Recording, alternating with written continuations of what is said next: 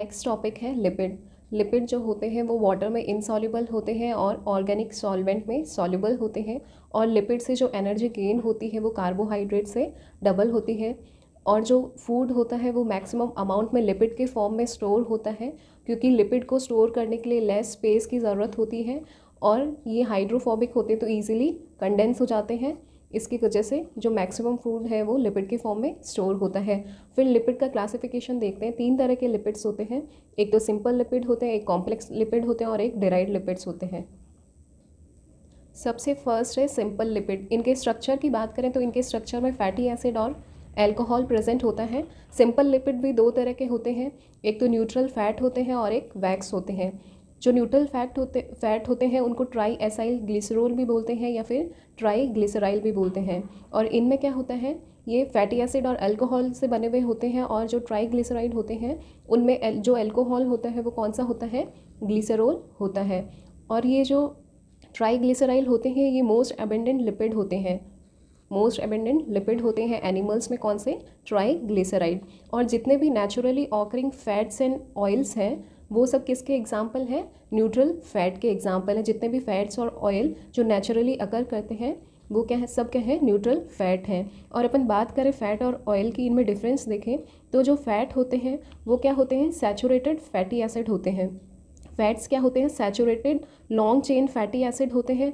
और room temperature पे बात करें तो ये फैट क्या होते हैं, सॉलिड होते हैं। और इनकी जो सैचुरेशन की जो कैपेसिटी है, जो सैचुरेशन की डिग्री है वो क्या है, हाई होती है। इसकी वजह से ये रूम टेम्परेचर पे क्या होते हैं, सॉलिड होते हैं। ऑयल्स की बात करें तो ये ऑयल क्या होते हैं, अनसैचुरेटेड फैटी एसिड होते हैं। फैट अपन ने देखा था वो क्या होते हैं, सैचुरेटेड फैटी एसिड होते हैं।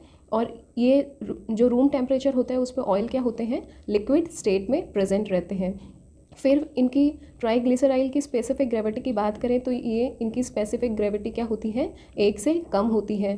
और ये क्या होते हैं, जो लिपिड अपनी बॉडी में स्टोर होते हैं वो किस फॉर्म में होते हैं, ट्राईग्लिसराइड के फॉर्म में स्टोर होते हैं। तो ये इंपॉर्टेंट है, अपनी बॉडी में जो भी लिपिड स्टोर होते हैं वो किस फॉर्म में होते हैं, ट्राईग्लिसराइड की फॉर्म में लिपिड अपनी बॉडी में स्टोर होते हैं। फिर ये जो ट्राईग्लिसराइड है वो हाइड्रोलाइज होते हैं एक एंजाइम की हेल्प से, जिसको क्या बोलते हैं अपन, लाइपेज एंजाइम बोलते हैं। लाइपेज एंजाइम क्या करता है, जो ट्राईग्लिसराइड होते हैं उनको हाइड्रोलाइज कर देता है, ब्रेक कर देता है, किसमें, फैटी एसिड और ग्लिसरॉल में, फैटी एसिड और अल्कोहल में ब्रेक कर देता है। और लाइपेज कहाँ कहाँ प्रेजेंट होता है, एक तो लिंगुअल लाइपेज होता है जो सलाइवा में प्रेजेंट होता है, गैस्ट्रिक लाइपेज होता है जो गैस्ट्रिक जूस में प्रेजेंट होता है, पैनक्रियाटिक लाइपेज होता है जो पैनक्रियाटिक जूस में प्रेजेंट होता है, इंटेस्टाइनल लाइपेज होता है जो इंटेस्टाइनल सेल्स में प्रेजेंट होता है। फिर अपन ने यहाँ पे देखा कि जो ट्राईग्लिसराइड होते हैं वो लाइपेज से हाइड्रोलाइज होते हैं। और अपन देखें एक प्रोसेस होती है सपोनिफिकेशन, जिससे क्या होता है, सोप का फॉर्मेशन होता है। इसमें हाइड्रोलिसिस जो होता है वो किससे होता है, अल्कली से होता है, जैसे NaOH और KOH। इनसे क्या होता है, हाइड्रोलिसिस होता है और उससे क्या होता है, सोप का फॉर्मेशन होता है। और इस प्रोसेस को अपन क्या बोलते हैं, सपोनिफिकेशन बोलते हैं।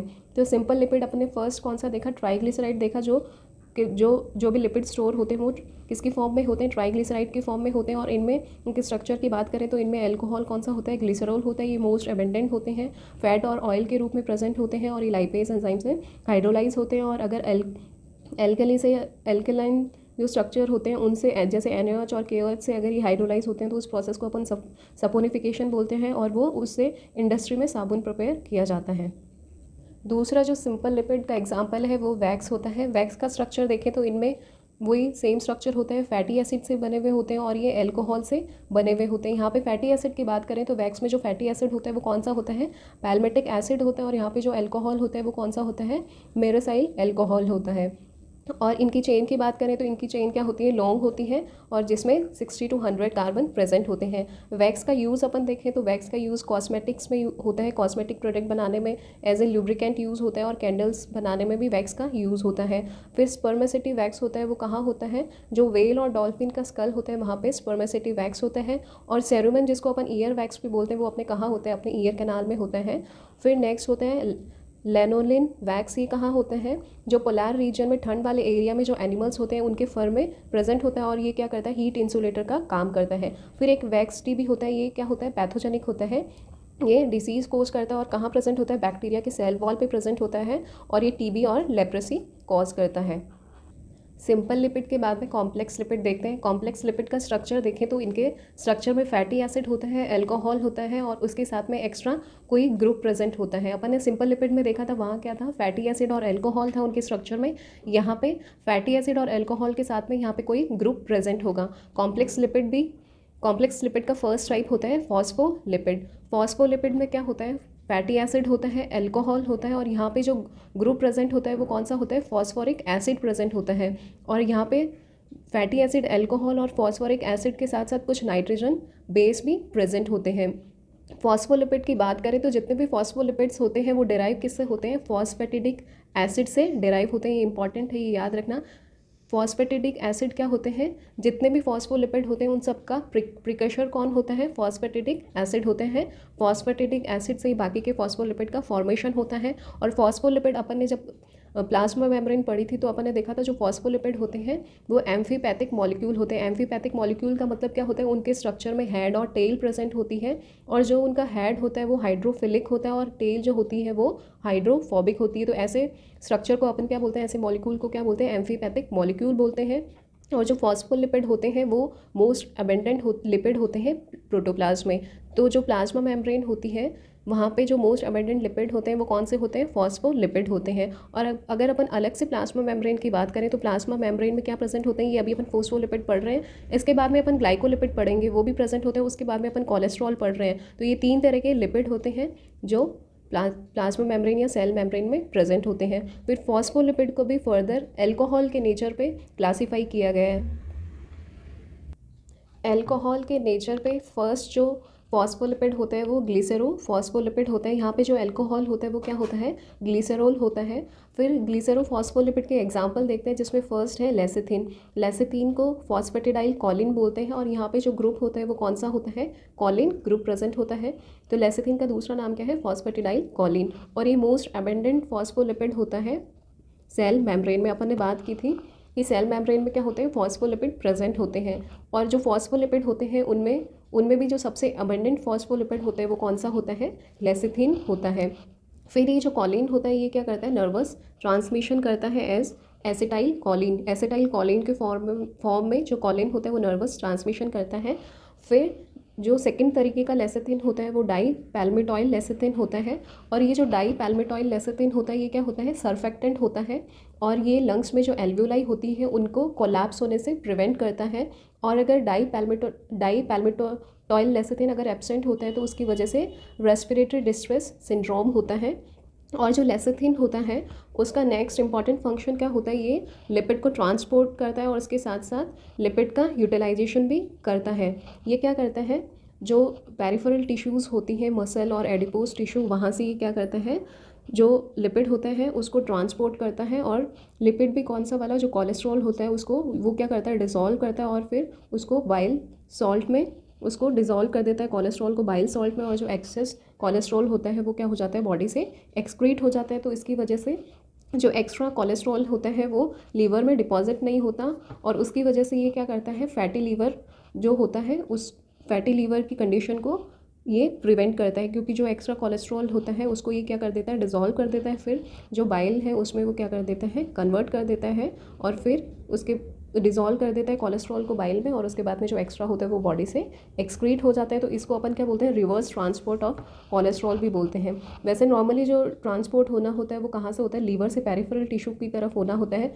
बट यहाँ पे क्या होता है, जो पेरिफेरल टिश्यू होती है वहाँ से ये कहाँ आता है, लीवर में आता है। और लीवर में क्या होता है, इसका कोलेस्ट्रॉल में डिग्रेडेशन होता है, फिर ये बॉडी से बाहर क्या हो जाता है, एक्सक्रीट हो जाता है। और नॉर्मली जो कोलेस्ट्रॉल का जो ट्रांसपोर्ट होना हो तो लीवर से पेरिफेरल टिश्यू में होना होता है। तो इसकी वजह से इसको अपन क्या बोलते हैं, रिवर्स ट्रांसपोर्ट ऑफ कोलेस्ट्रॉल बोलते हैं। और ये फैटी लीवर कंडीशन को क्रिएट होने में प्रिवेंट करता है। नेक्स्ट ये जो साइटोक्रोम P450 जो अपन ने पढ़ा था उसमें ये क्या होता है, लेसिथिन प्रेजेंट होता है। और साइटोक्रोम B450 का अपन ने देखा था क्या फंक्शन होता है, डिटॉक्सिफिकेशन का फंक्शन होता है। तो ये लेसिथिन भी डिटॉक्सिफिकेशन में हेल्प करता है।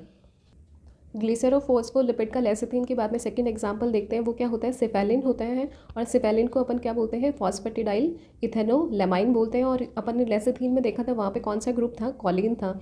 और यहाँ पे कॉलिन ग्रुप की जगह क्या प्रेजेंट होता है, इथेनोलेमाइन प्रेजेंट होता है। Choline is replaced by ethanolamine group. और ये जो सिफेलिन होता है वो कहाँ प्रेजेंट होता है, ब्रेन में और नर्वस टिश्यू में प्रेजेंट होता है। और उसके साथ साथ सिफेलिन क्या करता है, ब्लड कोएगुलेशन में भी हेल्प करता है। थर्ड टाइप का जो ग्लिसरोफोस्फोलिपिड है वो है फॉस्फेटिडाइल सेराइन। और यहाँ पे जो ग्रुप होता है वो क्या होता है, सेराइन होता है। और ये जो फॉस्फेटिडाइल सेराइन है वो मोस्ट टिश्यू में प्रेजेंट होता है। नेक्स्ट एग्जाम्पल है फॉस्फेटिडाइल इनोसिटोल। और ये भी क्या होता है, प्लाज्मा मेम्ब्रेन का कंस्टिट्यूएंट होता है। तो अपन ने फॉस्फोलिपिड में सबसे फर्स्ट प्लाज्मा मेम्ब्रेन का कंस्टिट्यूएंट कौन सा देखा, लेसिथीन देखा, और वो मोस्ट अबेंडेंट फॉस्फोलिपिड होते हैं प्लाज्मा मेम्ब्रेन में। और जो सेकेंड प्लाज्मा मेम्ब्रेन में जो फॉस्फोलिपिड होता है वो कौन सा होता है, फॉस्फेटिडाइल इनोसिटोल होता है। और ये सेकेंड मैसेंजर के जैसे एक्ट करता है। फिर नेक्स्ट जो फॉस्फोलिपिड का एग्जाम्पल है वो है कार्डियोलिपिन। और ये कार्डियोलिपिन, इसका नाम कार्डियोलिपिन क्यों है, क्योंकि इसको सबसे पहले कार्डियक मसल में देखा गया था। और ये प्रेजेंट कहाँ होता है, माइटोकॉन्ड्रियल मेम्ब्रेन में प्रेजेंट होता है। और ये सिर्फ एकमात्र ऐसा फॉस्फोलिपिड है जिसकी एंटीजेनिक प्रॉपर्टीज़ होती हैं। नेक्स्ट एग्जाम्पल है प्लाज्मालोजेंस। ये 10% जो टोटल फॉस्फोलिपिड हैं उनका 10% प्रेजेंट होते हैं। और ये 10% होते हैं। और ये कहाँ प्रेजेंट होते हैं, ब्रेन और मसल्स में प्रेजेंट होते हैं। और यहाँ पे ईथर लिंकेज होता है। फिर नेक्स्ट होते हैं प्लेटलेट एक्टिवेटर फैक्टर। और ये इनमें भी क्या होता है, ईथर लिंकेज होता है। और ये जो इन्फ्लेमेटरी रिएक्शन होती है, कुछ भी अगर चोट लग जाती है तो जो इन्फ्लेमेशन होता है, तो जो इन्फ्लेमेटरी रिएक्शन होती है वो किसकी वजह से होती है, प्लेटलेट एक्टिवेटिंग फैक्टर की वजह से होती है। अपन ने फॉस्फोलिपिड को नेचर ऑफ अल्कोहल के बेसिस पे फर्स्ट देखा था, क्या होते हैं, ग्लिसरोफॉस्फोलिपिड होते हैं, जिनमें जो अल्कोहल होता है वो कौन सा होता है, ग्लिसरॉल होता है। और सेकंड क्या होते हैं, स्पिंजोफॉस्फोलिपिड होते हैं। और यहाँ पे जो अल्कोहल होता है वो क्या होता है, स्पिंजोसीन होता है। और इसके एग्जाम्पल क्या है, स्पिंजोमाइलिन है, जो कहाँ प्रेजेंट होते हैं, जो माइलिन शीथ होती है नर्व फाइबर पे वहाँ प्रेजेंट होते हैं। और स्पिंजोमाइलिन क्या करते हैं, लिपिड रैफ्ट्स का भी फॉर्मेशन करते हैं। अपन ने जब प्लाज्मा मेम्ब्रेन पढ़ी थी तब लिपिड रैफ्ट पढ़े थे। ये क्या होते हैं, ये वो एक्टिव रीजन होते हैं प्लाज्मा मेम्ब्रेन पे जहाँ से क्या होता है, ट्रांसपोर्टेशन होता है। फिर नेक्स्ट जो एग्जांपल है स्पिंजोफॉस्फोलिपिड का वो है सेरामाइड। ये क्या होते हैं, सिंपलेस्ट स्पिंजोलिपिड होते हैं। फिर एक इन्फेंटाइल टे सैक डिसीज़ होता है। इसमें क्या होता है, जो स्पिंजोग्लाइकोलिपिड होते हैं वो ब्रेन में एक्यूमुलेट हो जाते हैं, उसकी वजह से क्या होता है, इन्फेंटाइल टे सैक डिसीज़ होता है। फिर फॉस्फोलिपिड के फंक्शन की बात करें तो ये क्या होते हैं, मेन कंपोनेंट होते हैं प्लाज्मा मेम्ब्रेन के, माइटोकॉन्ड्रियल मेम्ब्रेन के। अपन ने देखा था जो कार्डियोलिपिन होते हैं वो क्या होते हैं, माइटोकॉन्ड्रियल मेम्ब्रेन में प्रेजेंट होते हैं। और ये क्या करते हैं, लिपिड का एब्जॉर्प्शन करते हैं और ट्रांसपोर्टेशन करते हैं इंटेस्टाइन से। अपन ने देखा था जो लेसिथिन होता है वो क्या करता है, लिपिड का ट्रांसपोर्टेशन और एब्जॉर्प्शन करता है। फिर अपन ने देखा था ब्लड कोएगुलेशन कौन करता है, सिफेलिन करता है। फिर अपन ने देखा था जो कॉलिन होता है वो एज ए लाइपोट्रॉफिक एजेंट वर्क करता है। फिर ये एज ए को फैक्टर वर्क करते हैं लाइपोप्रोटीन लाइपेज एंजाइम के लिए। फॉस्फोलिपिड के बाद में नेक्स्ट जो कॉम्प्लेक्स लिपिड होते हैं वो ग्लाइकोलिपिड्स होते हैं। नाम से पता चल रहा है, लिपिड प्लस ग्लाइकोजन या फिर शुगर या कार्बोहाइड्रेट। और ग्लाइकोलिपिड्स और जो अपन ने अभी देखे थे फॉस्फोलिपिड वो क्या थे, स्पिंजोफॉस्फोलिपिड और ग्लाइकोलिपिड में सिर्फ इतना सा डिफरेंस है। स्पिंजोफॉस्फोलिपिड में अपन ने क्या देखा था, वहाँ पे क्या प्रेजेंट होता है, स्पिंजोसिन प्रेजेंट होता है। और यहाँ पे क्या होता है, स्पिंजोसिन की जगह क्या प्रेजेंट होता है, यहाँ पे कार्बोहाइड्रेट प्रेजेंट होता है। और यहाँ पे जो फॉस्फोरिक एसिड था वो एब्सेंट है और उसकी जगह क्या प्रेजेंट है, यहाँ पे कार्बोहाइड्रेट प्रेजेंट है। तो ग्लाइकोलिपिड के स्ट्रक्चर की बात करें तो इनके स्ट्रक्चर में क्या प्रेजेंट होता है, फैटी एसिड होता है, अल्कोहल होता है और कोई कार्बोहाइड्रेट प्रेजेंट होता है और नाइट्रोजन बेस प्रेजेंट होता है। तो इसमें क्या डिफरेंस है कि अपन ने अभी देखा था ऊपर क्या था, फॉस्फोरिक एसिड था, तो यहाँ पे फॉस्फोरिक एसिड की जगह क्या है, कार्बोहाइड्रेट है। और ग्लाइकोलिपिड्स दो तरीके के होते हैं, एक तो न्यूट्रल ग्लाइकोलिपिड्स होते हैं और एक एसिडिक ग्लाइकोलिपिड्स होते हैं। न्यूट्रल ग्लाइकोलिपिड्स की बात करें तो इनका एग्जाम्पल है सेरेब्रोसाइड्स। और सेरेब्रोसाइड्स भी फर्दर दो तरीके के होते हैं। अगर उनमें गैलेक्टोज प्रेजेंट होता है तो उनको अपन गैलेक्टोसेरेब्रोसाइड बोलते हैं, और ग्लूकोज प्रेजेंट होता है तो उनको सेरेब्रोसाइड बोलते हैं। तो ये जो सेरेब्रोसाइड होते हैं वो कहाँ प्रेजेंट होते हैं, जो ब्रेन का वाइट मैटर है वहाँ प्रेजेंट होते हैं, नर्वस टिश्यू में प्रेजेंट होते हैं और माइलिन शीथ में प्रेजेंट होते हैं। अपन ने अभी देखा जो स्पिंजोफॉस्फोलिपिड होते हैं वो भी माइलिन शीथ में प्रेजेंट होते हैं। और वहाँ पे क्या प्रेजेंट होता है, स्पिंजोमाइलिन प्रेजेंट होता है। और यहाँ पे क्या प्रेजेंट होता है, सेरेब्रोसाइड प्रेजेंट होता है, गैलेक्टोज या ग्लूकोज। फिर नेक्स्ट जो एसिडिक ग्लाइकोलिपिड्स होते हैं उसका एग्जाम्पल है गैंग्लियोसाइड। और ये जो गैंग्लियोसाइड होते हैं ये क्या होते हैं, नेगेटिवली चार्ज होते हैं क्योंकि इनमें सिएलिक एसिड प्रेजेंट होता है। फिर गैंग्लियोसाइड की बात करें तो ये कहाँ प्रेजेंट होते हैं, ब्रेन में, नर्व में, गैंग्लिया में और स्प्लीन में प्रेजेंट होते हैं। फिर ये बहुत इंपॉर्टेंट है कि जो ब्लड ग्रुप होता है वो ब्लड ग्रुप अपन किस बेसिस पे डिटरमाइन करते हैं कि ये ओ है, ए है, बी है। जो ब्लड ग्रुप पे जो एंटीजन प्रेजेंट होते हैं उसके बेसिस पे अपन ब्लड ग्रुप को डिटरमाइन करते हैं। और वो जो ब्लड ग्रुप पे एंटीजन होते हैं वही क्या होते हैं, गैंग्लियोसाइड्स होते हैं। तो ये बहुत इंपॉर्टेंट है कि जो गैंग्लियोसाइड होते हैं वो ब्लड टाइप को डिटरमाइन करते हैं क्योंकि जो एंटीजन होते हैं वो क्या होते हैं, गैंग्लियोसाइड होते हैं। नेक्स्ट ग्लाइकोलिपिड्स के फंक्शन देखते हैं। ये जो ग्लाइकोलिपिड्स होते हैं वो अपन ने बात करी थी कहाँ प्रेजेंट होते हैं, प्लाज्मा मेम्ब्रेन में प्रेजेंट होते हैं। और प्लाज्मा मेम्ब्रेन भी जो आउटर लीफलेट होती है वहाँ पे प्रेजेंट होते हैं। और ये क्या करते हैं, इनका मोस्ट इंपॉर्टेंट फंक्शन ये किस में हेल्प करते हैं, सेल रिकॉग्निशन में हेल्प करते हैं क्योंकि ये जो प्लाज्मा मेम्ब्रेन की आउटर लीफलेट होती है वहाँ पे प्रेजेंट होते हैं और उसकी वजह से ये सेल रिकॉग्निशन में हेल्प करते हैं। ग्लाइकोलिपिड्स बहुत इंपॉर्टेंट है। ये सेल रिकॉग्निशन में कौन हेल्प करता है, ग्लाइकोलिपिड्स हेल्प करते हैं। और ये सेल सरफेस रिसेप्टर का काम करते हैं। वेरियस हार्मोन, अपन ने हार्मोन पढ़ा था तो अपन ने देखा था कुछ क्या होते हैं, सरफेस रिसेप्टर्स होते हैं। तो वो सरफेस रिसेप्टर क्या होते हैं, ग्लाइकोलिपिड्स ही होते हैं।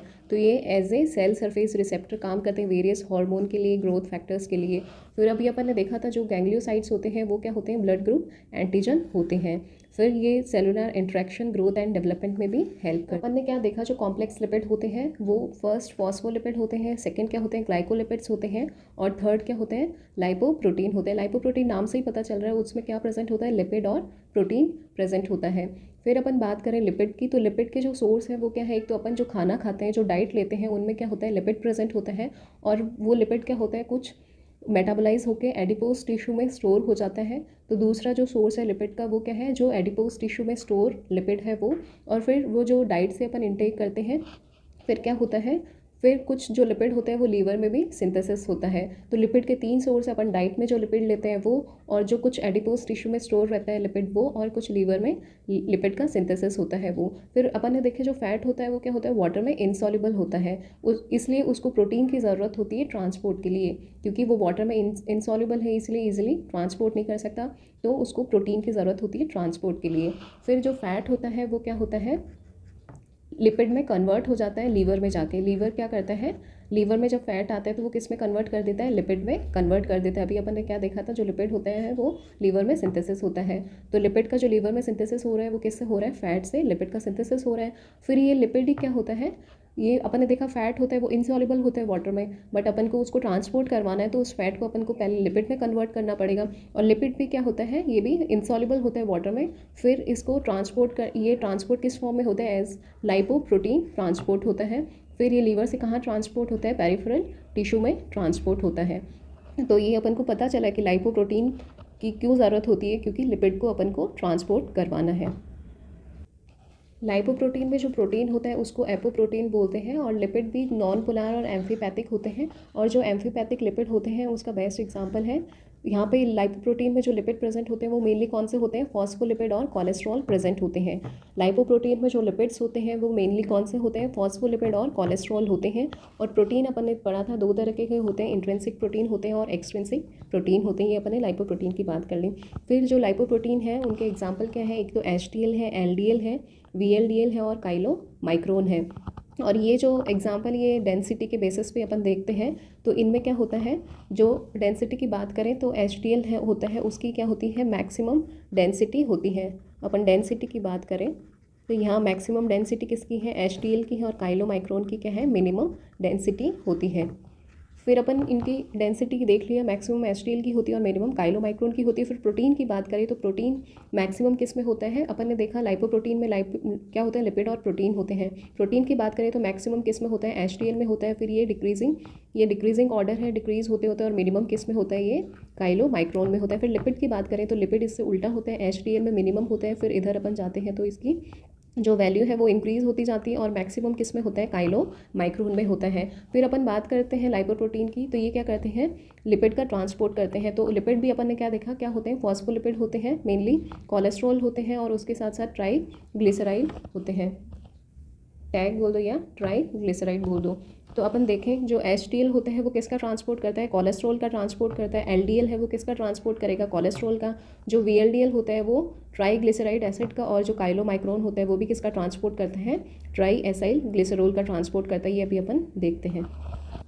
काइलोमाइक्रोन की बात करें तो जो काइलोमाइक्रोन होता है वो क्या करता है, जो एक्सोजीनस ट्राइग्लिसराइड होते हैं जो अपन डाइट में लेते हैं बाहर से, उनको क्या करता है वो ट्रांसपोर्ट करता है GI। जो डाइट से जो ट्राइग्लिसराइड आए वो कहाँ आते हैं, GI ट्रैक में आते हैं, और GI ट्रैक से फिर ये काइलोमाइक्रोन क्या करते हैं, उनको ट्रांसपोर्ट करते हैं कहाँ पे, पेरिफेरल टिश्यू पे ट्रांसपोर्ट करते हैं। ये इसमें बीच में मैकेनिज्म है तो अपन मैकेनिज्म पे नहीं जाते, अपन डायरेक्ट ये देखते हैं जो फैट से क्या होंगे GI ट्रैक में। काइलोमाइक्रोन क्या करेगा, उसको ट्राइग्लिसराइड को ट्रांसपोर्ट करेगा कहाँ पे, पेरिफेरल टिश्यू। पेरिफेरल टिश्यू पे भी कहाँ करता है वो, मसल और एडिपोज टिश्यू में। फिर VLDL की बात करें तो ये भी क्या किसका ट्रांसपोर्ट करता है, ट्राइग्लिसराइड का ट्रांसपोर्ट करता है। काइलोमाइक्रोन तो जो एक्सोजेनस अपन बाहर से लेते हैं उस ट्राइग्लिसराइड का ट्रांसपोर्ट करता है, और VLDL क्या करता है जो बॉडी में प्रेजेंट है एंडोजेनस ट्राइग्लिसराइड है, कहाँ प्रेजेंट होते हैं, लीवर में, उनको कहाँ ट्रांसपोर्ट करता है ये, मसल एंड एडिपोज टिश्यू में ट्रांसपोर्ट करता है। फिर नेक्स्ट क्या होते हैं, LDL होते हैं। LDL किसका ट्रांसपोर्ट करता है, अभी अपन ने देखा था कोलेस्ट्रॉल का ट्रांसपोर्ट करता है। और ये ट्रांसपोर्ट कोलेस्ट्रॉल का कहाँ करता है, जो लीवर में जो कोलेस्ट्रॉल होता है उसको वो कहाँ ट्रांसपोर्ट करेगा, मसल और एडिपोज टिश्यू में ट्रांसपोर्ट करेगा। उसकी वजह से क्या होगा, जो कोलेस्ट्रॉल है वो कहाँ बढ़ेगा, जो मसल है, हार्ट की मसल है, वहाँ पे क्या होगा, जो कोलेस्ट्रॉल का लेवल है वो क्या होगा, इंक्रीज़ होगा। और वो कोलेस्ट्रॉल कौन सा होगा, ये LDL वाला कोलेस्ट्रॉल होगा।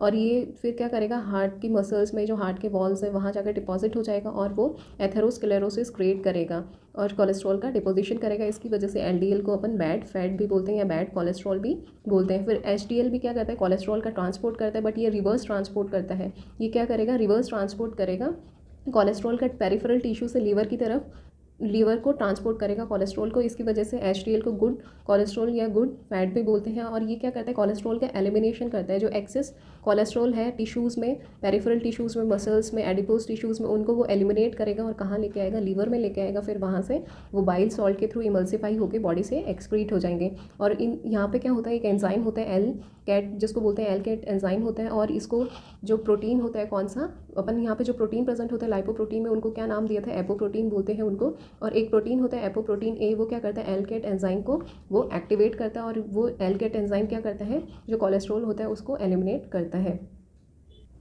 सिंपल एंड कॉम्प्लेक्स लिपिड के बाद में जो थर्ड टाइप का लिपिड होता है वो डेराइव लिपिड होते हैं, और एक इससे डिराइव होते हैं, सिंपल और कॉम्प्लेक्स लिपिड से मिलकर डिराइव होते हैं। और डिराइव लिपिड के एग्जांपल देखते हैं अपन, fatty acid, glycerol, steroids, ketone bodies, lipid soluble vitamins होते हैं, कुछ हार्मोन्स होते हैं।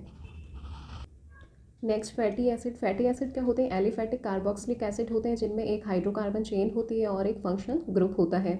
और अपन बात करें जो नेचुरल फैट होते हैं, जो नेचुरल फैट में जो फैटी एसिड प्रेजेंट होते हैं वो यूजुअली क्या होते हैं, स्ट्रेट चेन होते हैं, और उनमें इवन नंबर की कार्बन चेन प्रेजेंट होती है। फिर फैटी एसिड को अपन क्लासीफाई करते हैं, सबसे पहले उनमें कितने नंबर के टोटल, उनमें कितने टोटल कार्बन एटम प्रेजेंट है उसके बेसिस पे अपन क्लासीफाई करते हैं फैटी एसिड को, अगर इवन चेन फैटी एसिड है या फिर ऑड चेन फैटी एसिड है। और इवन चेन फैटी एसिड की बात करें तो उनमें नॉर्मली 14 से 24 कार्बन प्रेजेंट होते हैं, और उनमें भी मोस्टली जो इंपॉर्टेंट होते हैं वो पाल्मेटिक एसिड और स्टीयरिक एसिड होते हैं। पाल्मेटिक एसिड में 16 कार्बन होता है और स्टीयरिक एसिड में 18 कार्बन होता है।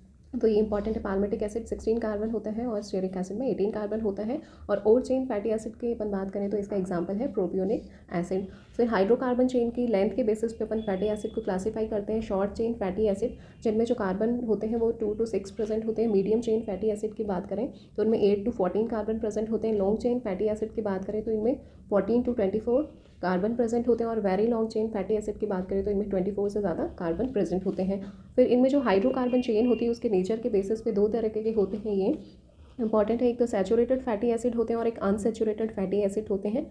जो सैचुरेटेड फैटी एसिड होते हैं उनमें डबल बॉन्ड एब्सेंट होता है। सैचुरेटेड फैटी एसिड में डबल बॉन्ड एब्सेंट होता है, और इसका एग्जांपल क्या है सैचुरेटेड फैटी एसिड का, पैल्मेटिक एसिड और स्टीयरिक एसिड और एरेक्टिनिक एसिड। और जो सैचुरेटेड फैटी एसिड होते हैं वो बैड फैट होते हैं।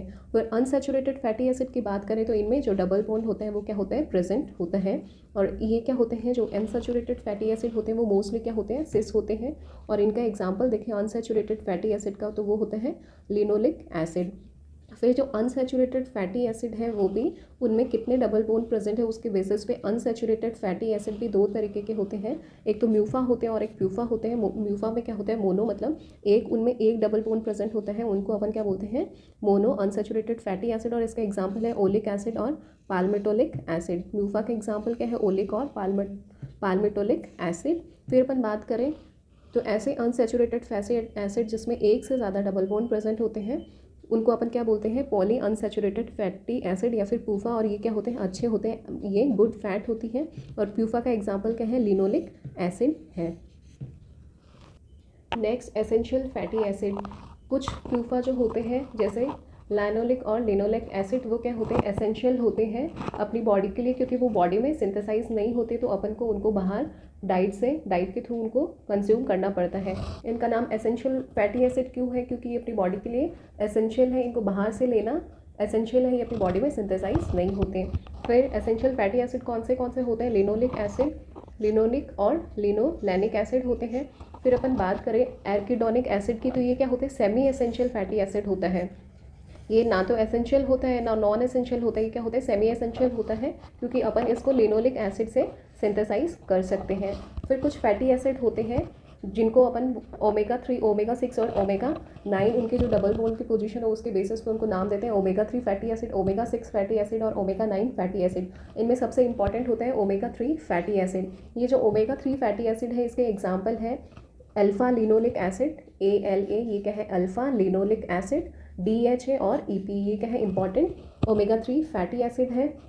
और इनके सोर्स की बात करें अपन, अल्फा लिनोलिक एसिड, तो ये मैक्सिमम कहाँ प्रेजेंट होता है, फ्लैक्स सीड में प्रेजेंट होता है, वैलनट में प्रेजेंट होता है, सनफ्लावर ऑयल में प्रेजेंट होता है।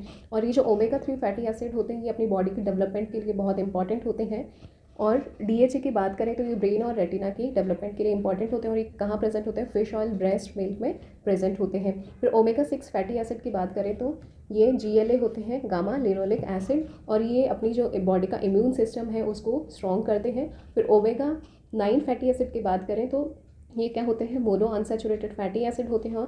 और ओमेगा 9 फैटी एसिड की बात करें तो इसका एग्जांपल है ऑलिक एसिड। और ये ऑलिक एसिड क्या होता है, मोस्ट प्रीडोमिनेंट फैटी एसिड होता है। ये इंपॉर्टेंट है कि मोस्ट प्रीडोमिनेंट फैटी एसिड कौन सा होता है, ऑलिक एसिड होता है। ये इंपॉर्टेंट है, मोस्ट प्रीडोमिनेंट फैटी एसिड कौन सा होता है, ऑलिक एसिड होता है। फिर अपन ने देखा कि जो मोस्टली जो फैटी एसिड होते हैं वो सिंस फॉर्म में प्रेजेंट होते हैं, बट कुछ ट्रांस फैटी एसिड भी होते हैं। ये ट्रांस फैटी एसिड क्या होते हैं, ये जो वेजिटेबल ऑयल होता है उसका पार्शियल हाइड्रोजनेशन से क्या होते हैं, ट्रांस फैटी एसिड का फॉर्मेशन होते हैं।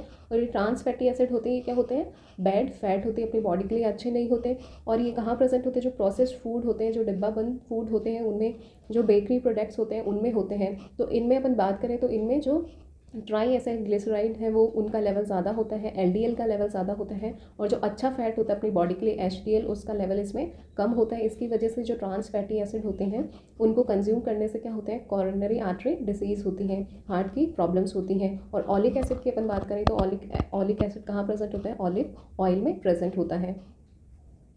फिर एसेंशियल फैटी एसिड के सिग्निफिकेंस की बात करें तो ये सेल मेम्ब्रेन के कंपोनेंट्स होते हैं, ये ब्रेन की ग्रोथ और डेवलपमेंट के लिए एसेंशियल होते हैं। और ये प्रोस्टाग्लैंडिन के प्रिकर्सर होते हैं और इनका कार्डियो प्रोटेक्टिव रोल भी होता है। और ये फैटी लीवर फॉर्मेशन को प्रिवेंट करते हैं।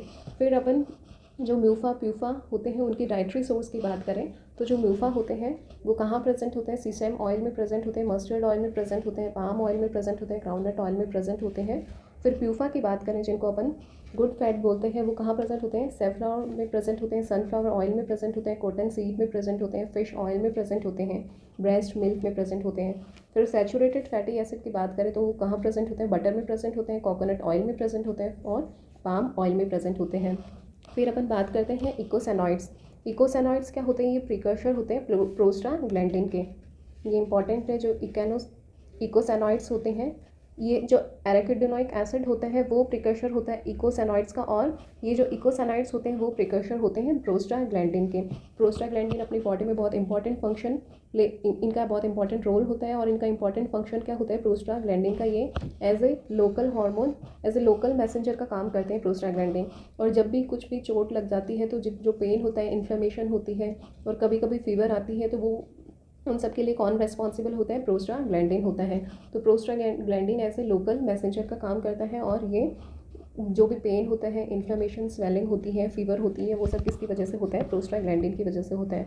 और प्रोस्टाग्लैंडिन जो होते हैं वो ए से आई तक होते हैं, और जो प्रोस्टाग्लैंडिन E2 की अपन बात करें तो ये लेबर पेन को भी इंड्यूस करता है। और ये प्रोस्टाग्लैंडिन के प्रिकर्सर क्या है? इकोसैनॉइड्स, और इकोसैनॉइड के प्रिकर्सर क्या है? एरिकिडोनिक एसिड, और ये एरिकिडोनिक एसिड है वो क्या होते हैं? 20 कार्बन कंपाउंड होते हैं। Next glycerol. ग्लिसरॉल को ग्लिसरीन भी बोलते हैं, और ये कहाँ से ऑब्टेन होता है? डाइट से ऑब्टेन होता है, और एडिपोज टिश्यू में जो फैट होता है उसके लाइपोलिसिस से, उसके ब्रेकडाउन से ऑब्टेन होता है, और ग्लाइकोलिसिस से ऑब्टेन होता है। फिर अपन बात करें ग्लिसरॉल की, तो ये जो ग्लिसरॉल होता है वो उससे क्या क्या सिंथेसिस हो सकता है? ट्राइग्लिसराइड सिंथेसिस हो सकते हैं, फॉस्फोलिपिड सिंथेसिस हो सकते हैं, और ग्लूकोज का सिंथेसिस हो सकता है। फिर अपन बात करें जो ग्लिसरॉल होता है वो ड्रग्स, और वो एज ए सॉल्वेंट काम करता है किसके लिए? ड्रग और कॉस्मेटिक प्रिपरेशन के लिए सॉल्वेंट का काम करता है ग्लिसरॉल। और जो नाइट्रोग्लिसराइन होता है वो एज ए वेजो डायलेटर का काम करता है। नेक्स्ट कोलेस्ट्रॉल, ये सबसे इंपॉर्टेंट स्टेरॉल होता है, और ये फ्री फॉर्म और ईस्टर फॉर्म में होता है। जब ये ईस्टर फॉर्म में होता है तो इसमें क्या होता है? जो एसाइल ग्रुप होता है उसका ट्रांसफ़र होता है, और वो एसाइल ग्रुप ट्रांसफ़र होता है एसाइल ट्रांसफरेज एंजाइम की हेल्प से, जिसको अपन एल कैट या फिर ए कैट बोलते हैं। फिर जो कोलेस्ट्रॉल होता है वो क्या करता है? जो LDL होता है उसको क्या करता है? टिश्यू से कहाँ ट्रांसपोर्ट करता है? जो फ्री कोलेस्ट्रॉल होता है टिश्यू में उसको रिमूव करता है, और जो HDL होता है उसको टिश्यू से कहाँ ट्रांसफ़र करता है? लीवर में ट्रांसफ़र करता है। तो इसको अपन क्या बोलते हैं? रिवर्स कोलेस्ट्रॉल ट्रांसपोर्ट, क्योंकि यहाँ पे जो ट्रांसपोर्ट हो रहा है वो टिश्यू से लीवर में हो रहा है, तो इसको अपन रिवर्स कोलेस्ट्रॉल ट्रांसपोर्ट बोलते हैं। कोलेस्ट्रॉल क्या करता है? जो LDL होता है उसको वो क्या करता है? टिश्यू से लीवर में ट्रांसफ़र करता है, और लीवर में क्या होता है? कुछ तो एलिमिनेट हो जाता है और कुछ बाइल एसिड में कन्वर्ट हो जाता है। फिर कोलेस्ट्रॉल की सिग्निफिकेंस की बात करें तो ये सभी सेल्स में प्रेजेंट होता है, और मेनली नर्वस टिश्यू में कोलेस्ट्रॉल प्रेजेंट होता है। सभी सेल्स में होगा बट मेनली नर्वस टिश्यू में बात करें तो वहाँ पे कोलेस्ट्रॉल क्या होता है? एबिडेंटली प्रेजेंट होता है। फिर ये प्लाज्मा मेम्ब्रेन का मेजर कंस्टिट्यूएंट अपन देख चुके हैं, और ये प्लाज्मा मेम्ब्रेन को स्टेबिलिटी प्रोवाइड करवाता है। और सबसे इंपॉर्टेंट है कि जो जितने भी बाकी के स्टेरॉइड्स हैं उन सब का क्या है? प्रिकर्सर है। तो बाकी के जितने भी स्टेरॉइड्स हैं उनका फॉर्मेशन किससे होगा? कोलेस्ट्रॉल से होगा, जैसे sex hormone, bile acid, vitamin D, corticosteroid, जितने भी ये सब है इन सब का प्रिकर्सर कौन है? कोलेस्ट्रॉल है। नेक्स्ट जो स्टेरॉल है वो है 7-डीहाइड्रो कोलेस्ट्रॉल, और इसको प्रो विटामिन D3 भी बोलते हैं। ये विटामिन D का प्रिकर्सर होता है। फिर नेक्स्ट है कोप्रोस्टेरॉल स्टेरॉल, ये क्या होता है? फीकल मैटर में प्रेजेंट होता है। फिर दूसरे जो स्टेरॉइड्स हैं वो है बाइल एसिड। बाइल एसिड में क्या होता है? कॉलिक एसिड प्रेजेंट होता है, और ये क्या होता है? लाइपेज एक्टिवेटर होता है, और फैट के डाइजेशन और एब्जॉर्प्शन में हेल्प करता है। फिर ACTH और गोनाडल हार्मोन, टेस्टोस्टेरॉन और प्रोजेस्टेरॉन, ये भी क्या होते हैं? स्टेरॉल होते हैं, विटामिन D और एस्ट्राडियोल। फिर जो एर्गोस्टेरॉइल होते हैं वो कहाँ प्रेजेंट होते हैं? ऑयल सीड्स में होते हैं और ईस्ट में प्रेजेंट होते हैं, और ये प्रीकर्सर होते हैं विटामिन D के। फिर जो डायोस्टेनिन होता है ये नेचुरल स्टेरॉल होता है, और ये एंटी फर्टिलिटी पिल्स में यूज़ किया जाता है। और जो टर्पीन होते हैं वो पे लिपिड्स होते हैं, और उसका एग्जांपल है टर्पेंटाइन, और ये प्लांट्स में एबेंडेंट होते हैं। फिर लिपिड के फंक्शन की बात करें तो ये क्या करते हैं? फूड को रिजर्व करते हैं। इनमें जो हीट कंटेंट होता है वो हाई होता है, उसकी वजह से ये चीफ एनर्जी स्टोरेज फॉर्म है। और अपन बात करें कि जो चीफ फ्री एनर्जी का जो स्टोरेज फॉर्म है वो क्या है? फॉस्फेट। तो जो चीफ एनर्जी स्टोरेज फॉर्म अपन से पूछे तो वो क्या है? लिपिड्स होते हैं। और अगर अपन को पूछे कि फ्री एनर्जी का चीफ स्टोरेज कौन है तो वो है फॉस्फेट।